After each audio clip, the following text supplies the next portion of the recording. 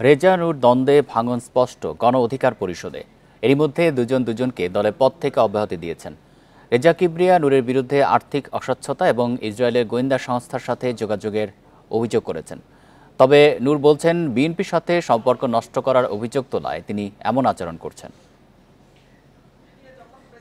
মাত্র ১.৫ বছর আগে আত্মপ্রকাশ করে রাজনৈতিক দল গণ অধিকার পরিষদ, যার আহ্বায়ক রেজা কিবরিয়া ও সদস্য সচিব নুরুল হক নূর। এই সময়ে দলটি বিএনপির সঙ্গে যুগপৎ আন্দোলনে সামিল হয়েছে। এরই মধ্যে ভাঙনের মুখে পড়েছে গণ অধিকার পরিষদ। স্পষ্ট বিরোধ তৈরি হয়েছে রেজা কিবরিয়া ও নূরের মধ্যে। একে অপরের বিরুদ্ধে অভিযোগ তুলে দুজনকে পদ থেকে অব্যাহতি দিয়েছেন। কাতারে যে লোকটাকে সে প্রবাসী অধিকার পরিষদের সভাপতি বানিয়েছে, কাতারে সে অ্যানাউন্সমেন্ট করেছে যে নূরকে সে উপহার দিবে একটা গাড়ি। দিয়েছে কিনা আমি জানি না, কিন্তু এটা ভিডিও আছে।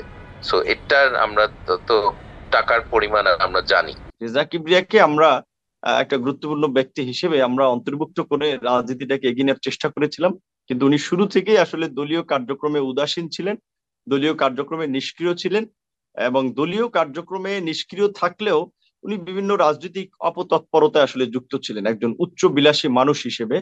রেজা কিবরিয়ার অভিযোগ, ইসরায়েলের গোয়েন্দা সংস্থা মোসাদের সাথে নূরের কি সম্পর্ক এবং দলের নামে বিদেশ থেকে আসা টাকার হিসাব চাইতেই ক্ষিপ্ত হয়ে ওঠেন নূর। অন্যদিকে নূরের দাবি, ক্ষমতার লোভে বিএনপিকে ভাঙার চক্রান্ত করেন রেজা কিবরিয়া।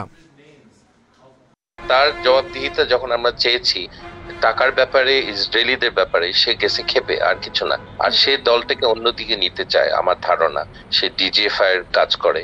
সো আমি মনে করি যে সে দলকে নির্বাচনের দিকে নিবে শেখ হাসিনার আন্ডারে। আমরা বিএনপির সাথে যুগপৎ আন্দোলন করছি, সেখানে তিনি বিএনপি ভেঙে প্রধানমন্ত্রী হওয়ার স্বপ্ন দেখেন এবং এই ধরনের অপতৎপরতায় জড়িত, এটি আমাদের বিস্মিত করেছে।